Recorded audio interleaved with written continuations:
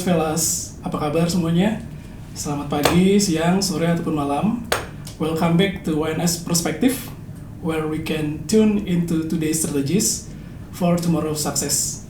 Di mana kita biasanya akan melakukan diskusi perbincangan berkaitan dengan tren di dunia industri bersama dengan expertise dari dunia industri tersebut. Kali ini WNS Perspective sudah bersama dengan seorang expert dari dunia asuransi di Indonesia. Saya sendiri dengan Albertus Edirianto, Head of ICT di Yamada Consulting Inspire. Kenapa kita angkat industri asuransi saat ini? Karena kalau rekan-rekan juga mengetahui bahwa apa yang sudah terjadi di industri asuransi ini adalah transformasi digital menuju ke digital insurance atau insurtech kita sering sebutnya. Di kesempatan kali ini ada narasumber kami yang sudah memiliki pengalaman lebih dari 30 tahun di industri asuransi. Beliau juga pernah menjabat sebagai Ketua Persatuan Aktuaris Indonesia periode 2021 sampai 2023 dan saat ini juga menjabat sebagai anggota Majelis Aktuaris PHI. Untuk teman-teman yang rutin juga memantau di dunia asuransi, beliau sering muncul juga di media. Kami sapa narasumber kami, beliau adalah Direktur Chief Syariah dan Business Development Officer dari PT FWD Insurance Indonesia, Bapak Ade Bungsu. Selamat datang Pak Ade. Terima kasih Mas Edi. Iya, terima kasih Pak untuk waktu dan kesempatannya hadir di studio kami siang hari ini. Apa kabar Pak Ade? Baik. Iya, puji Tuhan sehat-sehat Pak. Terima kasih untuk waktunya. Jadi untuk kali ini Pak Ade, kita akan berbincang-bincang berkaitan dengan dunia asuransi. Temanya yang kami angkat kali ini adalah peran teknologi dalam pengembangan industri asuransi di Indonesia, baik itu untuk segmen individu dan juga korporasi. Jadi kalau kita melihat dari trennya sekarang ya Pak Ade, mungkin dari 2020, 2021 kita bisa ambil beberapa milestone seperti itu. Kalau dari data asuransi Asosiasi Asuransi Jiwa di Indonesia atau AAJI itu terlihat ada fluktuasi ya Pak. Jadi di tahun 2021, 2022 dan 2023 itu mengalami penurunan sekitar minus 7%, kemudian di 2024 itu ada pertumbuhan sekitar 4%-an. Kira-kira untuk outlook di 2025 ini menurut Pak Ade akan seperti apa industri asuransi kita di Indonesia nih Pak?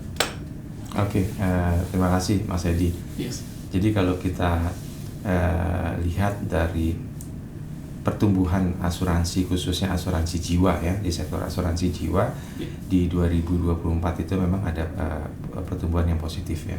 Yes. Dibandingkan tahun sebelumnya Yeah. ya. Jadi ada beberapa faktor memang yang menjadi kontribusi terhadap pertumbuhan premi asuransi jiwa secara total di tahun 2024, yaitu salah satunya adalah premi dari asuransi kesehatan. Okay. Ya. Jadi pada saat 2-3 tahun terakhir memang terjadi pelonjakan klaim yang cukup signifikan dari asuransi kesehatan karena adanya inflasi biaya medis. Ya.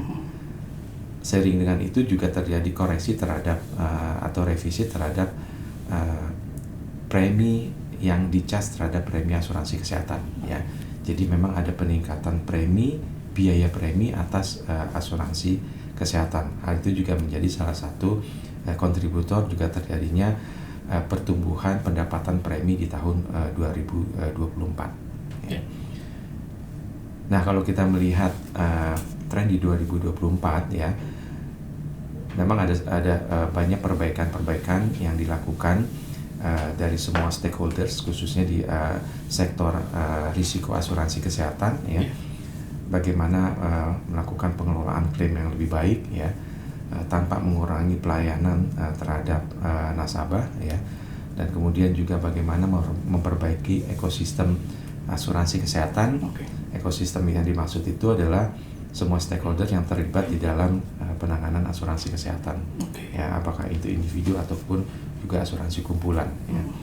Nah, di situ ada tentunya ada pihak asuransi, ada pihak third party administrator, dan juga ada pihak rumah sakit ya, dan juga ada farmasi di situ ya.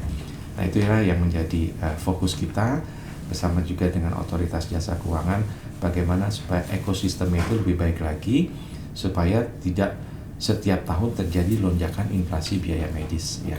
Karena kalau terjadi lonjakan biaya inflasi terus yang akan terbebani adalah para pengguna ya.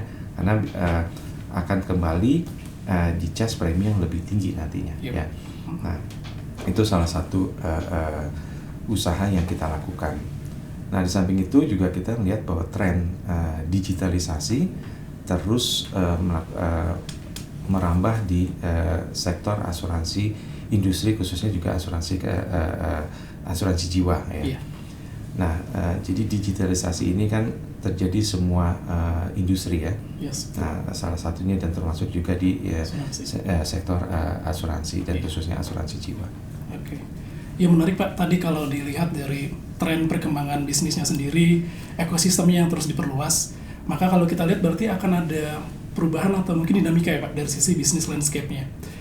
Menurut Pak Ade sendiri, kira-kira untuk saat ini ataupun ke depannya, bisnis landscape di asuransi ini kalau kita melihat dari sisi awam atau mungkin dari sisi yang baru mengenal asuransi, bisa dijelaskan sedikit kira-kira Pak, gimana kami mengenal bisnis landscape di asuransi ini?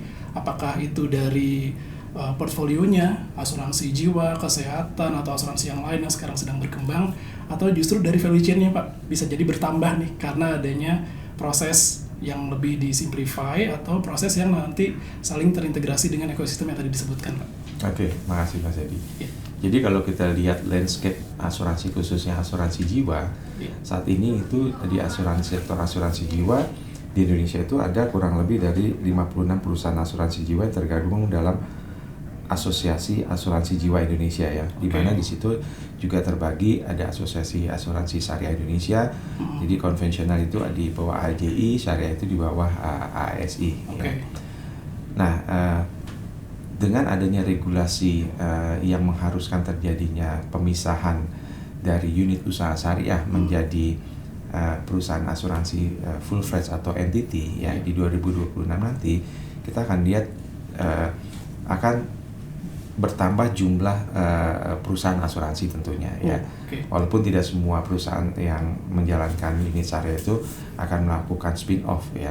Tapi paling tidak dari yang sekarang sudah ada itu akan melakukan spin-off, artinya jumlah perusahaan asuransinya akan bertambah nantinya gitu ya. Nah, apakah terjadi proses simplifikasi? Nah, kalau proses simplifikasi itu adalah kita kembalikan kepada perusahaan masing-masing bagaimana cara mereka melakukan penetrasi pasar ya.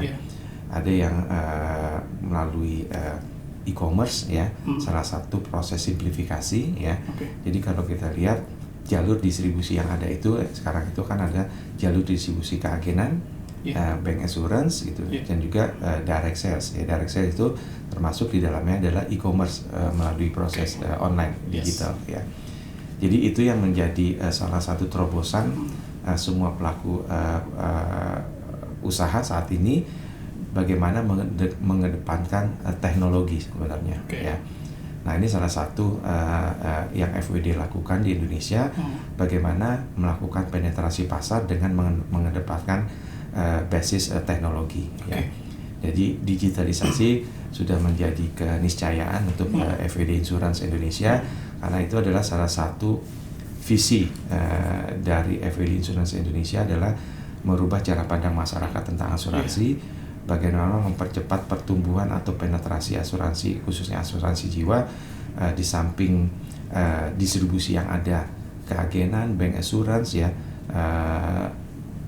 yaitu melalui e-commerce. Ya, e-commerce ini tujuannya kita adalah memperkenalkan lebih cepat dan juga melakukan penjualan produk yang lebih simpel ya, proses klaim juga lebih simpel ya, dan itu juga menjadi bagian kita memperkenalkan asuransi sejak dini ya kepada segmen-segmen yang lebih muda tentunya. Iya, landscape-nya dari sisi teknologi makin berkembang kelihatannya ya Pak. Jadi kalau kami melihat dari sisi teknologi dan insurance ini satu sama lain kan saling menjadi hal yang menguntungkan seperti itu. Dan di sisi lain teknologi mungkin riding di insurance dan sebaliknya vice versa. Kalau kita lihat sekarang mungkin dari e-commerce yang tadi disebutkan Pak, kalau kita beli tiket nih, kadang-kadang sudah disertai dengan opsi untuk beli tambahan asuransi. Betul. Atau di fintech misalnya ada personal loan atau apapun itu terkadang juga sudah embedded dengan adanya asuransi jiwa. Nah, kira-kira menurut Pak Ade ada hal yang menarik atau tidak terkait dengan daya tarik asuransi saat ini nih Pak? Bagaimana pada akhirnya seorang newcomers ya, atau mungkin new trialist seperti itu, mereka mencoba dengan trigger tertentu seperti itu Pak?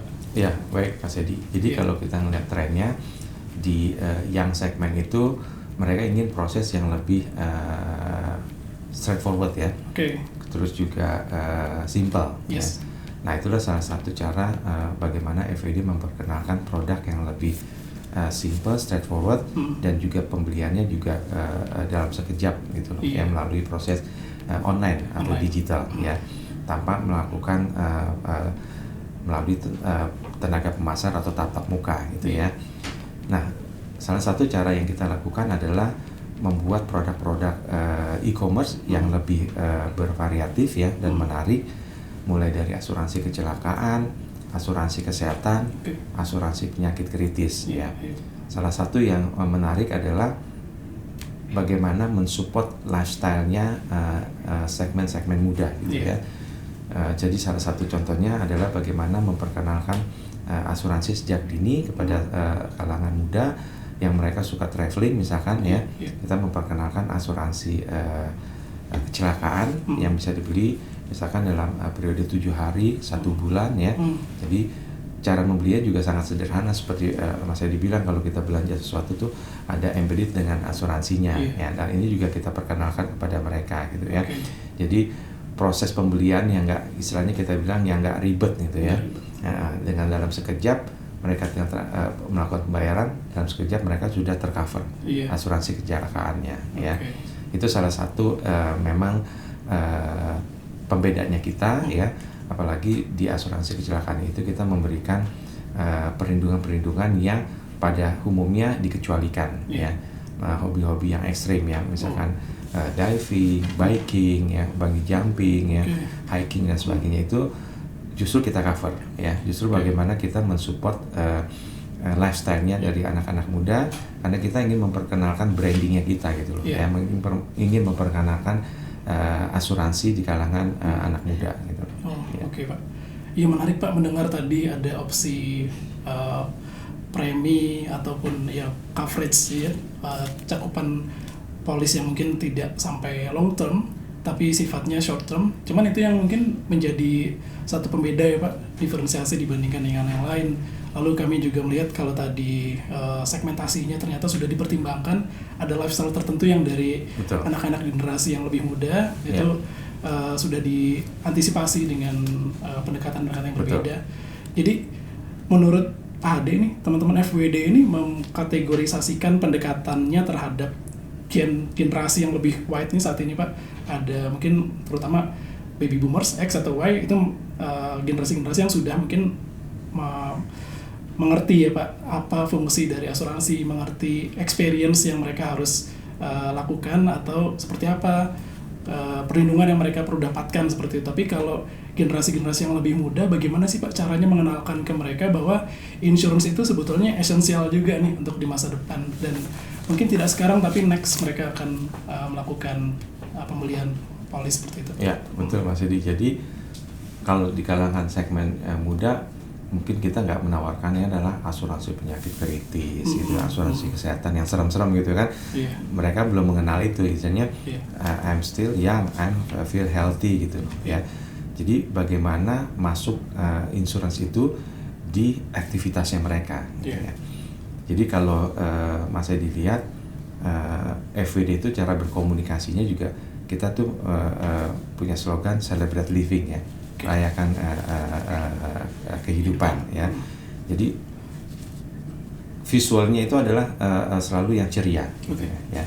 Karena kita ingin memperkenalkan anak muda, karena kita tahu bahwa asuransi itu biasanya baru dibeli itu di usia orang sudah mapan gitu loh ya.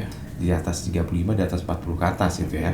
Nah, kita ingin memperkenalkan sejak dini gitu ya. Artinya kalau kita masuk ke segmen yang lebih muda ya, artinya yang cocok dengan aktivitasnya mereka ya. Artinya produk itu murah, produk itu simple, produk itu gampang dibeli, gampang diklaim ya. Nah itu membangun supaya mereka punya experience dulu ya. Ya setelah mereka beli, oh caranya mudah ternyata, gitu kan.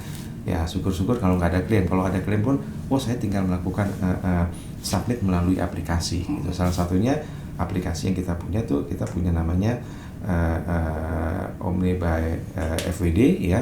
Itu adalah aplikasi untuk nasabah dalam rangka melakukan proses manajemen polisnya gitu ya. Polisnya pun kita lakukan adalah polis digital. Kita kirimkan ke emailnya mereka ya. Jadi nggak ada lagi buku polis yang harus dengan kertas dan sebagainya. Kita begitu dia beli, dia masuk ke emailnya dia, kapanpun ada dia cari gampang, gitu mudah. Nah, pelayanan yang kita berikan dengan Omni by FWD ini adalah salah satu customer application yang bisa memonitor polisnya dia dan juga melakukan proses klaim ya melalui proses online ya. Jadi kita benar-benar mengerti bagaimana memberikan pelayanan yang experience yang berbeda kepada segmen yang lebih mudah gitu ya. Karena mereka selalu melakukan transaksi itu semuanya serba online kan ya. Nah itulah yang kita bangun. Kalau baby boomers mereka mungkin terbiasa dengan ketemu dengan tenaga pemasar, mereka lebih nyaman gitu ya, nanya lebih detail. Nah kalau yang segmen yang lebih muda, bahkan yang di usia sekarang mungkin baru 20-25, mereka mungkin enggan bertemu dengan tenaga pemasar. Mereka ingin belajar sendiri, lihat sendiri. Mereka masuk ke websitenya kita punya produk ya, produk online dan sebagainya. Mereka bisa lakukan istilahnya self learning ya. Belajar baca sendiri ya, mereka dapat melakukan pembelian juga dan klaimnya pun mereka dapat lakukan melalui online. Jadi sedemikian mudah membuat mereka punya pengalaman bagaimana begitu mudahnya membeli asuransi gitu ya. Jadi ini semua tentang experience ya Pak. Betul. Ya? Di bawah yang tadinya adalah conventional experience menjadi digital experience. Kalau kita melihat sedikit tadi ada generasi yang berjenjang, untuk generasi yang lebih muda mungkin mereka lebih mudah ya Pak adaptasinya menuju ke teknologi atau aplikasi yang diberikan oleh FWD. Ada pengalaman nggak sih Pak Ade kira-kira untuk generasi yang sudah agak lebih senior seperti itu, apakah ada barriers gitu untuk bisa menyesuaikan dengan adanya aplikasi yang sebetulnya menjadi penunjang tapi mungkin ada beberapa pain points-nya? Pasti terjadi ya. Jadi kita bukan bilangnya ada generation Z, tapi itu kan kebiasaan ya, behavior ya. Mungkin di segmen yang baby boomers itu lebih nyaman kalau dia datang visit ke kantor pelayanan gitu, ketemu dengan customer service ya. Itu kan nature-nya kan segmennya seperti itu ya. Yang bertahun-tahun mereka lakukan ya. Jadi kita juga nggak menghilangkan experience itu ya. Walaupun kita menggunakan savvy digital teknologi dan sebagainya, kita bilang bahwa teknologi atau digital yang kita punya itu adalah yang human touch gitu loh ya. Jadi kita nggak menghilangkan human touch-nya gitu loh ya. Nah itu kita bagaimana kita mengadres kebutuhan setiap segmennya ya. Kalau yang segmen yang usia 20 udah pasti nggak akan dia spend ongkos untuk datang ke kantor pelayanan gitu kan. Saya cukup lihat websitenya pelayanan seperti apa dan sudah cukup buat mereka untuk satisfied ya, dan mereka juga bisa melakukan transaksi pelayanan juga sama yang diberikan ya. Ini kan sebenarnya hanya behavior ya, kebiasaan ya. Nah bagaimana kebiasaan-kebiasaan itu juga kita berikan ke setiap segmennya gitu. Jadi artinya kita nggak menghilangkan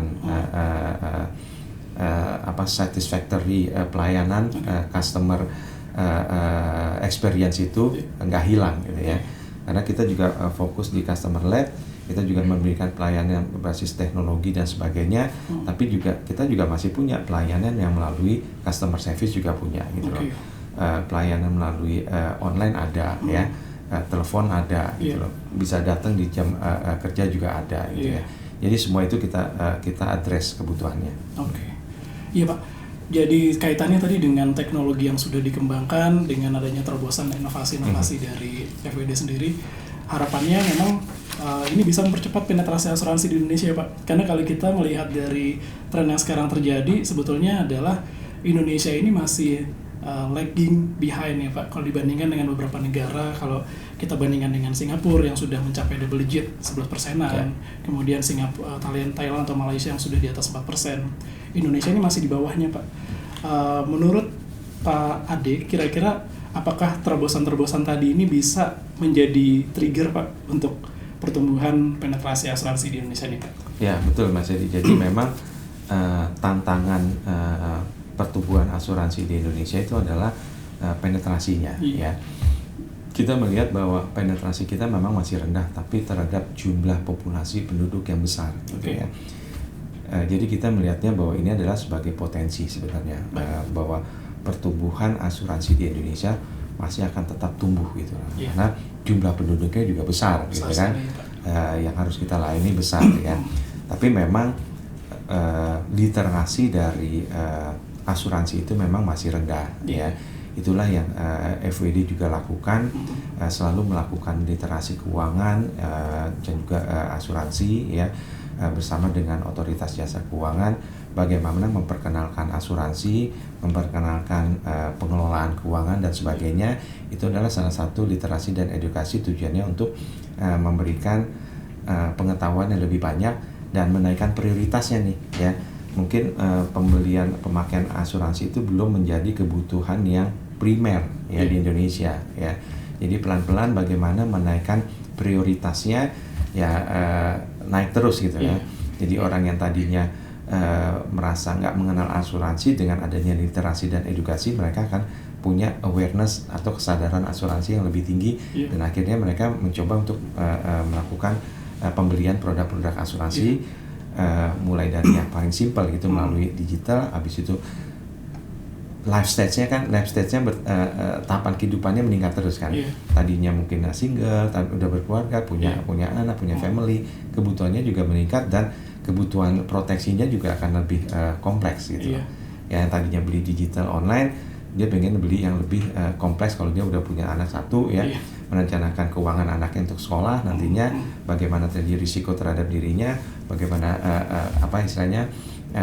penjaminan keuangan untuk anaknya tetap berlanjut. Nah itu salah satunya. Nah kita menggunakan tenaga pemasar, apakah itu keagenan ataupun dengan bank assurance yang kerjasama dengan bank ya, dengan tenaga pemasar itu akan menawarkan produk-produk yang lebih kompleks ya, dan melengkapi kebutuhan yang lebih banyak lagi. Tadi kalau diceritakan sebetulnya asuransi ini bisa meningkat kalau semua calon penggunanya ini sudah mulai masuk ke fase butuh ya Pak, minimal butuh dulu atau aware gitu dengan produknya. Nah selain butuh ini, kalau dari pengalaman saya kan, saya juga memakai produk-produk asuransi selain karena butuh, karena saya sudah melihat ada trust yang terbentuk. Dan ini kalau kita lihat bersama-sama di Indonesia, trennya mungkin salah satunya adalah penetrasi ini bisa jadi lebih ditingkatkan lagi kalau ternyata ada kebutuhan atau prioritas yang lebih tinggi. Dan yang kedua adalah dari trust-nya juga ya Pak, yang perlu dibentuk. Kalau menurut Pak Ade, kira-kira trust masyarakat di Indonesia ini terhadap produk-produk asuransi seperti apa sih Pak? Dan bagaimana FWD dan rekan-rekan di perusahaan Bapak kira-kira melakukan sesuatu nih Pak supaya memperkuat trust-nya masyarakat terhadap produk-produk yang diberikan oleh FWD? Ya itu juga salah satu tantangan kita, bagaimana memperkenalkan asuransi yang terbentuk itu kan citranya bahwa bayar premi gampang gitu kan, tapi pada saat klaim susah gitu ya. Nah itu yang FWD lakukan, bagaimana merubah cara pandang masyarakat itu tentang asuransi, persepsinya gitu ya. Dan salah satunya adalah dengan teknologi ya. Dengan teknologi ini kita memberikan pengalaman yang berbeda, dan juga kita bilangnya nggak ribet gitu ya prosesnya gitu ya. Proses seleksi underwriting-nya juga kita lakukan dengan simplifikasi, proses klaimnya juga kita lakukan dengan begitu mudah ya. Itulah yang memberikan pengalaman yang merubah persepsi masyarakat tentang asuransi yang tadinya ribet itu menjadi ternyata simple gitu. Jadi persepsi itu yang harus kita rubah gitu ya. Sama-sama kita juga dengan di industri melakukan literasi, bagaimana juga edukasi ya, bagaimana bahwa asuransi itu diperlukan bukan saat sakit justru, ya. Jadi beli asuransi itu bukan saat sakit, udah saat sakit tuh udah nggak bisa beli lah, udah ditolak gitu. Justru saat sehat, ya. Pada saat sehat ini kan kadang orang lupa ya, karena merasa masih sehat, nggak ada risiko gitu kan. Nah, itulah bagaimana tenaga pemasar kita juga melakukan edukasi, memperkenalkan produk-produknya kita lebih advance gitu loh, ya. Artinya membangun awareness-nya, ya. Jadi kalau dia kesadarannya belum ada, belum mau datang ngelihat produknya kita, ya kita lebih hunting, istilahnya tenaga pasar itu memperkenalkan, menjelaskan produk yang lebih detail, supaya orang yang tidak tahu, tadinya nggak butuh, bagaimana membangun awareness-nya bahwa itu menjadi kebutuhan. Nah, itulah kenapa distribusi itu berbagai macam kan, ada yang melalui tenaga pemasar, ada yang melalui digital, ya, dengan kebutuhan yang berbeda-beda. Baik Pak, tadi seperti yang disebutkan bahwa perluasan channel-channel pemasaran, tenaga pemasar yang juga semakin diedukasi untuk bisa bergeser ke digital, itu kalau kita lihat sudah mulai menyesuaikan gitu ya Pak dengan OJK atau peraturan OJK nomor 36 tahun 2024, bahwa memang dianjurkan bahwa asuransi ini disampaikan informasinya ke nasabah dengan lebih lengkap ya Pak. Ada ringkasan polisnya, kemudian juga ada tanda tangan yang bisa diberikan atau dibubuhi secara elektronik. Nah, hal ini kan sebetulnya juga bersinggungan dengan digitalisasi nih Pak di asuransi. Boleh diceritakan kira-kira Pak, apakah proses tersebut di FWD sendiri sudah terjadi sejak lama, atau memang ini adalah salah satu terobosan yang terjadi ketika regulasi ini muncul Pak? Ya, baik Mas Edi. Jadi sebenarnya proses digitalisasi itu bukan hanya terjadi pada penjualan produk langsung atau e-commerce ya, tapi juga terjadi pada proses penjualan dengan tatap muka atau tenaga pemasar. Di kita itu ada di FWD Insurance itu kita ada tenaga pemasar keagenan dan juga ada tenaga pemasar melalui bank assurance ya. Jadi FWD sejak didirikan di Indonesia 10 tahun yang lalu, memang basisnya kita adalah teknologi. Kita sudah menerapkan salah satu, ya, kita bisa mengklaim adalah perusahaan asuransi jiwa yang mengedepankan proses penjualan paperless tanpa menggunakan paper, ya, tanpa menggunakan kertas ya.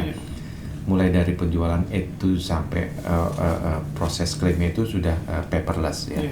Jadi dalam hal tenaga pemasar itu kita punya aplikasi namanya FWD Smart ya, di mana tenaga pemasar itu menawarkan atau mengisi aplikasinya itu tidak lagi dengan kertas tapi dengan tablet ya. Dan terjadi proses penjualannya pun melakukan tanda tangan di atas tablet tersebut ya. Nah, dengan begitu kita bilang tidak ada lagi menggunakan selai kertas pun dalam proses penjualan. Begitu juga dalam hal memberikan pelayanan kepada nasabah yang tadi saya sampaikan, Omniba FWD itu, nasabah itu tinggal melakukan buka aplikasi customer aplikasinya, apakah itu melakukan perubahan minor itu misalkan perubahan alamat ya, perubahan kantor tempat bekerja ya, ataupun perubahan major, perubahan risiko misalkan untuk merubah kondisi ketentuan polis yang nasabah punya ya. Sampai juga melalui perubahan cara bayar, apakah tadinya bayar melalui kartu kredit, mau bayar melalui debit rekening tabungan dan sebagainya. Jadi semua pelayanan itu kita bisa sajikan pada Omniba FWD. Jadi Omniba FWD itu bisa di-download di Google App Store ataupun juga Apple App Store ya. Jadi begitu mudahnya nasabah melakukan untuk melakukan pemeriksaan atau ngecek polisnya, membaca polisnya dan sebagainya. Nah, dari sisi tenaga pemasar juga kita melakukan proses digitalisasi, trainingnya pun kita bisa melakukan secara digital ya. Yang kita bilang kita punya namanya aplikasi pintar untuk memberikan training pelayanan kepada tenaga pemasarnya kita. Dan kita juga punya aplikasi namanya Iris atau Iris ya, aplikasi di Omni itu untuk nasabah, Omniba FWD, Iris itu untuk tenaga pemasarnya. Jadi tenaga pemasar itu bisa melakukan perekrutan dengan menggunakan aplikasi Iris ya. Di situ juga tenaga pemasar bisa melihat aktivitasnya, polisnya sampai yang diajukan nasabahnya sampai di mana, apakah masih pending dan sebagainya. Mereka juga bisa melakukan monitoring produksinya mereka ya sampai hari ini berapa ya. Jadi semua kita lakukan melalui proses digitalisasi ya. Begitu juga dengan strateginya kita melakukan kerjasama dengan AWS ya untuk melakukan cloud strateginya, sistem supportingnya, operational system untuk pelayanan pengelolaan polis-polis dari nasabah. Ya. Iya, menarik Pak. Jadi ada terobosan-terobosan digital yang memang dari awal mindsetnya FWD adalah memberikan insurance service tapi dengan berbasiskan teknologi ya Pak. Dimana kalau kita lihat sekarang berarti ketika teknologi atau digitalisasi ini terus berkembang, maka FWD juga akan terus beradaptasi ya Pak dengan kebutuhan even regulasi-regulasi yang baru. Dimana kalau kita lihat sekarang ada regulasi yang sejak awal tahun 2025 nih sudah muncul nih Pak ya untuk dihimbau gitu, diterapkan, yaitu PSAK 117. Kemudian juga ada concern yang mungkin meningkat nih Pak ke depannya berkaitan dengan cyber security. Mungkin dari Pak Ade boleh ceritakan apa yang menjadi business wise dan tanggapan FWD berkaitan dengan regulasi-regulasi tersebut. Ya, FWD Insurance Indonesia sebagai pelaku usaha asuransi jiwa khususnya di Indonesia, kita senantiasa mendukung setiap regulasi yang berlaku tentunya ya, termasuk penerapan PSAK 117 ya, dan kita sudah juga telah memproduksi laporan keuangannya kita sudah berdasarkan PSAK 117 ya. Di situ juga dibutuhkan juga pengelolaan data dan teknologi tentunya ya. Jadi karena memang FWD berbasis teknologi, kita nggak menemukan kendala atau tantangan yang besar dalam kita bertransform dari PSAK sebelumnya ke PSAK 117 ya. Yang terutama adalah pengelolaan bagaimana cara perhitungan data dan sebagainya. Iya. Oke Pak. Jadi kalau kita melihat tidak ada terlalu banyak kesulitan nih Pak untuk menyesuaikan atau beradaptasi seperti itu. Dari sisi produk digital yang tadi disampaikan, artinya ada aplikasi yang disampaikan atau diberikan sebagai opsi para nasabah atau pengguna asuransi untuk mengecek polisnya seperti apa yang perlu di custom di sana. Kalau tidak salah Omne ini muncul di 2024 ya Pak Ade. Betul.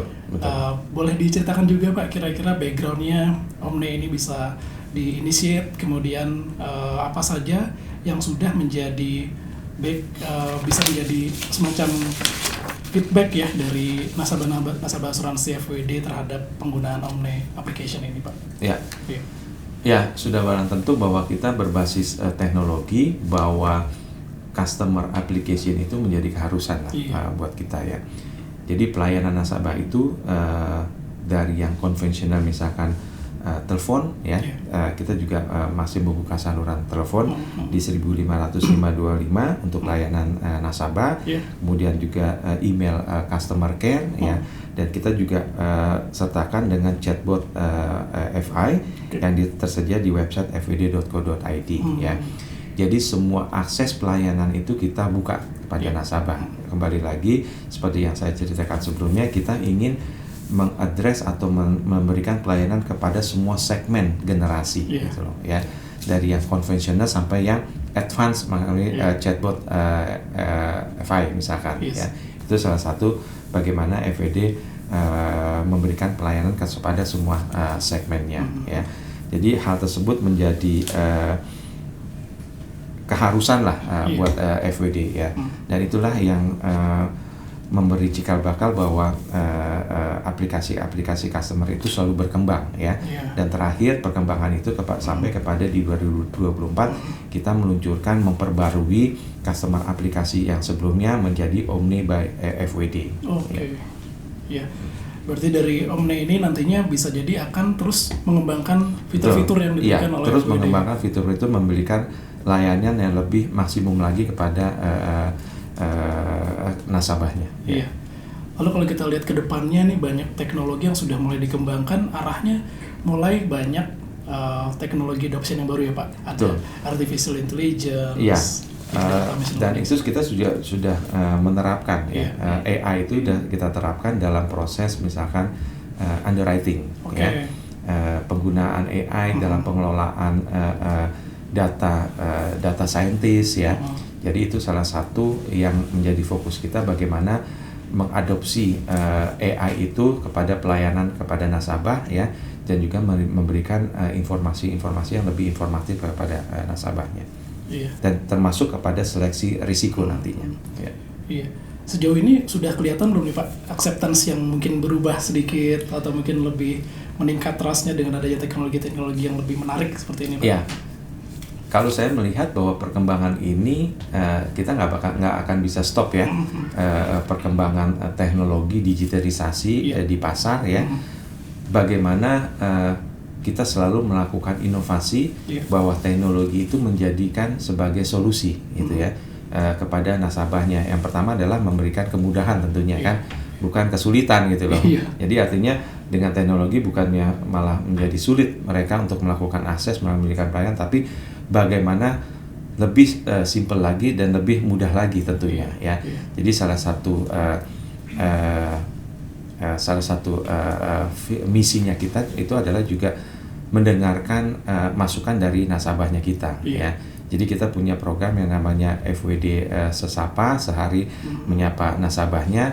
Kita juga ingin mendengarkan aspirasi dari nasabah gitu loh. Apa sih ekspektasi dari nasabah dari segmen yang baby boomer sampai yang segmen Gen Alpha ya kita bilangnya ya kan. Kita kumpulkan, pasti opininya berbeda-beda kan, ekspektasinya juga berbeda-beda. Nah disitulah forum kita mendengar masukan dari nasabahnya kita. Seperti apa sih pelayanan yang mereka inginkan gitu. Pasti mereka punya benchmark ya. Masing-masing punya benchmark atas pelayanan-pelayanan yang di industri lainnya, misalkan perbankan ya, yang mungkin lebih transaksinya dia lebih sering ya dibandingkan dengan mungkin transaksi membayar premi asuransi ya. Nah itu yang menjadi benchmarknya kita ingin selalu mendengar melalui FWD Sesapa itu. Kita pernah menyelenggarakan di beberapa 5 kota di Jakarta, Bandung, Surabaya, Medan ya. Itu kita ingin mendengar dari mereka ya.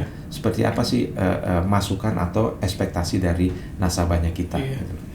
FWD Sesapa ya Pak ya. Ya betul. Jadi kalau misalnya kita lihat FWD Sesapa, sebetulnya ini line dengan misi dari FWD tadi yang celebrate living ya Pak. Kalau depan bagaimana menyesuaikan dengan karakter shifting behavior dari customer. Betul. Kemudian apakah sebetulnya ini Pak yang membuat FWD ini inovasinya terus dinamis dengan learning from customer voice seperti itu Pak? Betul sekali. Jadi itulah yang membuatkan kita inovasi. Jadi inovasi itu nggak serta-merta kita ujuk-ujuk ngeluarin ide yang tahu-tahu nasabah nggak suka, jangan-jangan gitu kan. Jadi selalu kita uji gitu. Jadi dengan FWD Sesapa itu sehari menyapa nasabah itu, kita juga mendengarkan apakah teknologi yang kita inovasi yang kita hadirkan itu sudah memberikan solusi buat nasabahnya kita ya. Jadi kita selalu melakukan inovasi ini nggak akan pernah berhenti gitu ya. Dari pelayanan, dari produk variasi produknya kita punya dari produk yang sederhana banget gitu sampai produk yang misalnya kompleks ya kebutuhannya. Mulai dari asuransi yang tradisional sampai juga dengan unit link gitu ya. Yang produk asuransi yang dikaitkan dengan investasi ataupun produk yang hanya tradisional tidak ada unsur investasi misalkan. Di situ juga ada endowment, ada whole life ya. Terus juga ada produk yang berbasis syariah ya. Jadi variasi itu memberikan pilihan yang lebih banyak kepada nasabah sesuai dengan kebutuhannya ya. Jadi bukan kita yang mendrive produk itu ke nasabah, tapi nasabah yang meminta. Kita siapkan semua varian produknya, tinggal memilih atas kebutuhan apa nasabah itu membeli produknya kita. Apakah mau yang jangka panjang atau jangka menengah atau misalkan jangka pendek sekalipun ya, sesuai dengan kemampuannya tentunya. Kalau kita meninjau dari affordability atau mungkin dari literasi antara orang-orang yang ada di rural nih Pak dengan yang di urban, tentunya beda ya Pak. Betul. Kira-kira menurut pengalaman dari Pak Ade dan teman-teman di FWD, seperti apa sih Pak cara membedakan elaborasinya nih untuk bisa masuk dan juga menyesuaikan ke segmen tersebut Pak? Ya, pada umumnya kalau kita lihat industri sendiri memang masih menyasar kepada segmen middle to upper class lah ya. Jadi karena middle to upper class saja mereka merasa kesadaran asuransinya itu masih terlalu rendah saat ini ya. Apalagi kalau kita middle to lower gitu ya, belum menjadi prioritas gitu ya, bahwa pembelian asuransi itu belum menjadi prioritasnya. Kita melihat bahwa adanya segmen menengah yang besar ini itu adalah salah satu potensi sebenarnya buat industri asuransi di Indonesia, khususnya FED Insurance melihat ini adalah satu potensi pasar yang harus kita penuhi kebutuhannya ya. Nah itulah kenapa balik lagi bahwa segmen middle to upper ini dengan teknologi mereka sudah sangat savvy teknologi ya. Jadi gadget itu juga bukan hal yang barang asing buat mereka ya. Semua mereka melakukan pembelajaran, mungkin semua segmen sudah terbiasa melakukan shopping online misalkan ya. Jadi untuk memperkenalkan kita melalui digitalisasi juga bukan hal yang sulit kita melihatnya.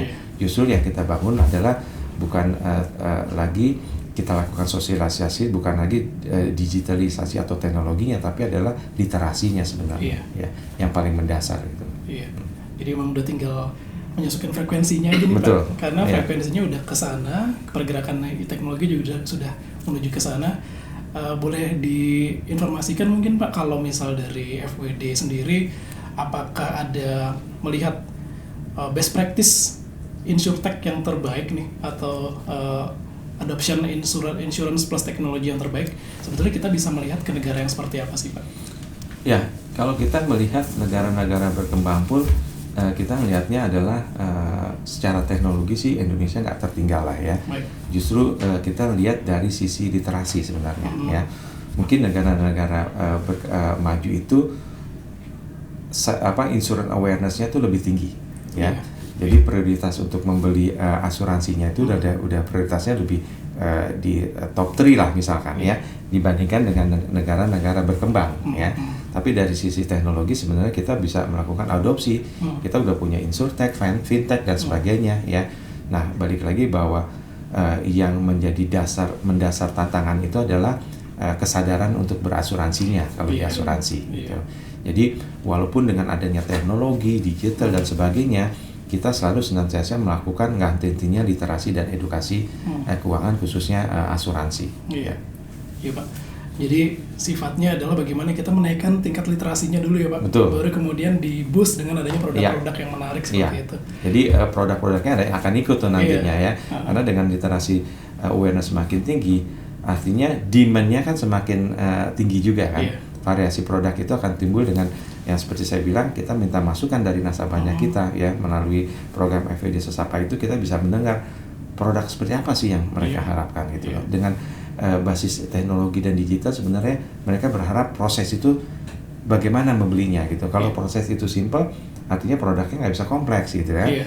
Nah kalau gitu dengan tenaga kemasan, tapi tetap mereka inginnya basisnya teknologi atau digital gitu misalkan.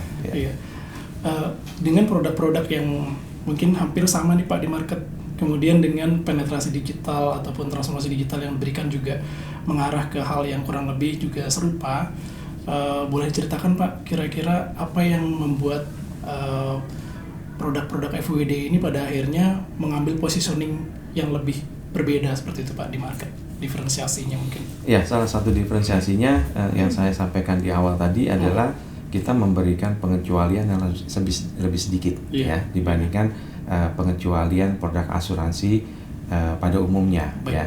Jadi pengecualiannya kita tuh misalkan di asuransi kematian tuh cuman 1 atau 2 pengecualian.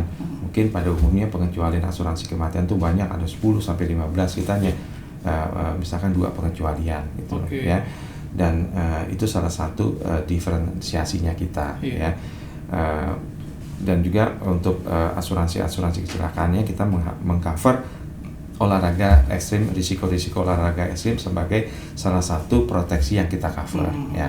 Itu salah satu pembedanya gitu ya dengan produk-produk yang ada di pasar. Iya.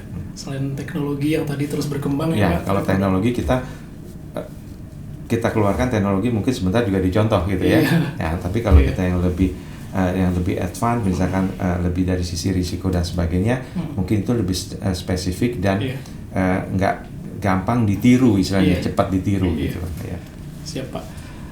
Kalau kita juga melihat nih Pak dari sisi positioning terhadap segmen retail ataupun consumer dengan yang korporasi atau grup seperti itu, apakah ada produk-produk khusus nih Pak yang bisa diangkat ke market gitu atau dijadikan sebagai diferensiasi juga?